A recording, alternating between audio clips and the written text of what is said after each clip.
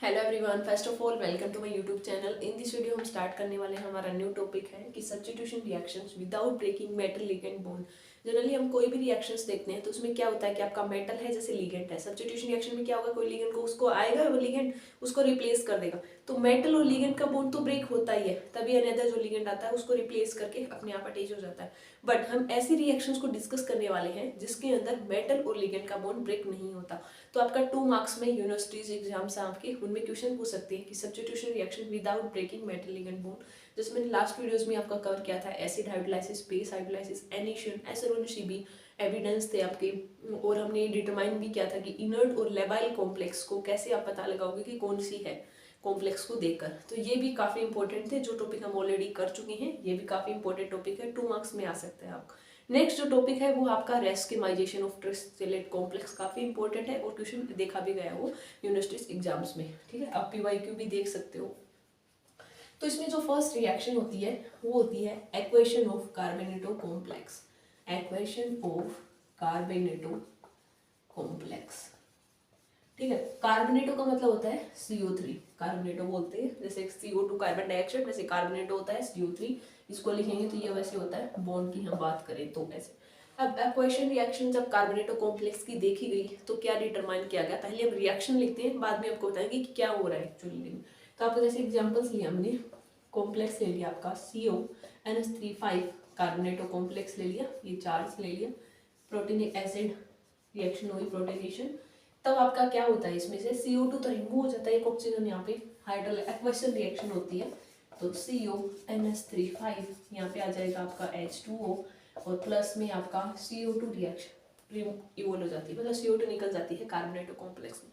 तो ये रिएक्शंस को देखकर क्या, वैसे तो हम डायरेक्ट देखें तो हम पता नहीं लगा सकते कि क्या हो रहा है।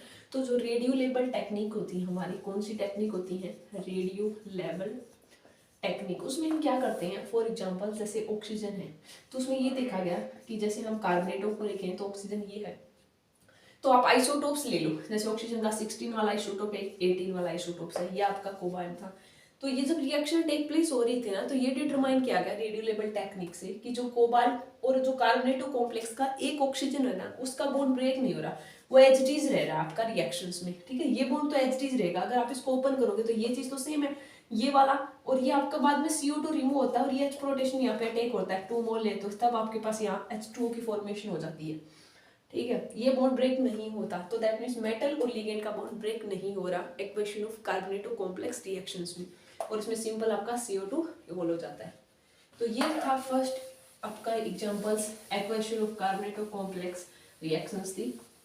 सेकंड है आपका हाइड्रोलाइसिस रिएक्शन, आप बोल सकते हो हाइड्रोसो, जो कॉम्प्लेक्स होते हैं उनके लिए। तो उसमें भी देखा गया, जैसे एग्जाम्पल ले कि CONH3 अगर आपने H2O का रखा है और जब आप इसकी प्रोटीनेशन करते हो, प्रोटीनेशन, तो आपका हाइड्रोक्सो कॉम्प्लेक्स है।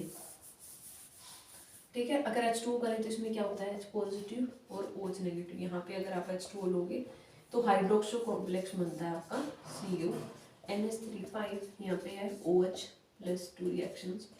ठीक है, तो हम ये ले लेते हैं। अब इसमें भी ये देखा गया है कि जब आप एक्वेशन रिएक्शंस करते हो सिंपल, जैसे यहाँ पे आप नाइट्रो भी कॉम्प्लेक्स ले सकते हो। अगर आप NO2 ले लिया और हाइड्रोलाइसिस रिएक्शन करते हो ना, तो NO3 ये तो निमो हो जाता है, यहाँ पे आपका OH आ जाता है। तो ये एग्जांपल्स भी है कि जहाँ पे मेटल लिगेंड का बॉन्ड ब्रेक नहीं हो रहा, हाइड्रोक्सो कॉम्प्लेक्स वाली रिएक्शंस है वो। ये आपके 2 मार्क्स में ही पूछ सकते हैं, ज़्यादा तो नहीं पूछते, कई बार आ जाता है। नहीं तो सबसे इंपॉर्टेंट जो हमने आपको करवा रखा है, acid hydrolysis, base hydrolysis, anation reaction, वो है। और नेक्स्ट जो टॉपिक है वो हम स्टार्ट करेंगे रेस्केमाइजेशन ऑफ ट्रिस्टिलेट कॉम्प्लेक्स। तो पहले हम ये देखेंगे उसका मतलब क्या है, कोई भी टॉपिक पढ़ने से पहले जैसे हम देखते हैं। तो रेस्केमाइजेशन, रेस्मिक मिक्सचर को हम देखेंगे क्या होते हैं। ठीक है, बाद में हम ट्रिस्टिलेट कॉम्प्लेक्स का एग्जांपल लेंगे, वो काफ़ी इंपॉर्टेंट है आपके, बेलेट ट्विस्ट और वो आए थे, उनको हम डिटेल से डिस्कस करने वाले हैं।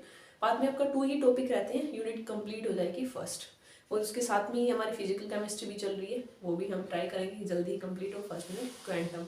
Thank you, happy learning.